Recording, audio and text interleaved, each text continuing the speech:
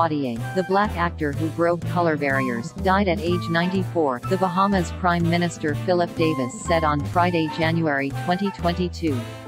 He said, "It is with great sadness that I learned this morning of the passing of Sir Sidney Poitier," Davis said in a speech broadcast on Facebook. "But even as we mourn, we celebrate the life of a great Bahamian, a cultural icon, an actor and film director, an entrepreneur, civil and human rights activist, and, latterly, a diplomat." Poitier, born on February 20, 1927, in Miami, Florida, would become the first black winner of the Academy Award's Best Actor statue. His parents were Bahamian farmers who had traveled to the U.S. to sell tomatoes. He was born prematurely on U.S. soil, so he became a U.S. and Bahamas citizen. But he was raised in the Bahamas, moving to Miami and then New York when he was 15. He spent time in the U.S. Army before joining the American Negro Theatre in Harlem. His career as a stage actor was limited because he was tone-deaf, so he couldn't sing and dance, something expected of black stage performers at that time. In 1949, he decided to move into films, with his first role as a newly qualified doctor confronted by a racist patient in No Way Out. But he came to audiences' attention in 1955's The Blackboard Jungle as a disruptive pupil in an inner-city school. That movie was one of the first to feature a rock and roll soundtrack. In 1963, he won the Best Actor Oscar for Lilies of the Field.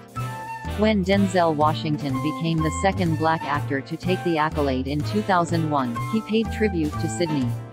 He said, "I'll always be chasing you, Sidney. I'll always be following in your footsteps. There's nothing I would rather do, sir." By 1967, with roles in 3 big films, he had risen to become one of Hollywood's biggest stars. He was nominated for a Golden Globe Award for his role in Norman Jewison's film In the Heat of the Night. He played a Philadelphia detective, Virgil Tibbs, who found himself in a redneck Mississippi town when a businessman was murdered. In Guess Who's Coming to Dinner, he also starred that year, with Spencer Tracy and Katharine Hepburn as his girlfriend's wife, middle-class parents. He also played a teacher in a tough London school that year in To Sir, with Love. By the end of the 1970s, Poitier had moved behind the camera, forming his own production company with other stars, including Paul Newman and Barbra Streisand. Successes included Stir Crazy, with Richard Pryor and Gene Wilder, and the thrillers Shoot to Kill and Little Nikita. In all, he acted in more than 50 films and directed 9. In 1992, Poitier was given the Life Achievement Award by the American Film Institute, the most prestigious honor after the Oscar, joining recipients such as Bette Davis, Alfred Hitchcock, Fred Astaire, James Cagney, and Orson Welles. "I must also pay thanks to an elderly Jewish waiter who took time to help a young black dishwasher learn to read," Poitier told the audience. "I cannot tell you his name. I never knew it, but I read pretty well now." In 2002, an honorary Oscar recognized his remarkable accomplishments as an artist and as a human being. Poitier was knighted by Britain's Queen Elizabeth II in 1974 and served as the Bahamian ambassador to Japan and UNESCO, the UN cultural agency.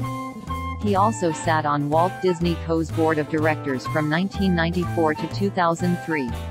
In 2009, Poitier was awarded the highest U.S. civilian honor, the Presidential Medal of Freedom, by President Barack Obama. The 2014 Academy Awards ceremony marked the 50th anniversary of Poitier's historic Oscar, and he was there to present the award for Best Director. Poitier's second marriage, in 1976, was to Canadian actress Joanna Shimkus. He had 6 daughters from his 2 marriages. He spent his last years in the Bahamas.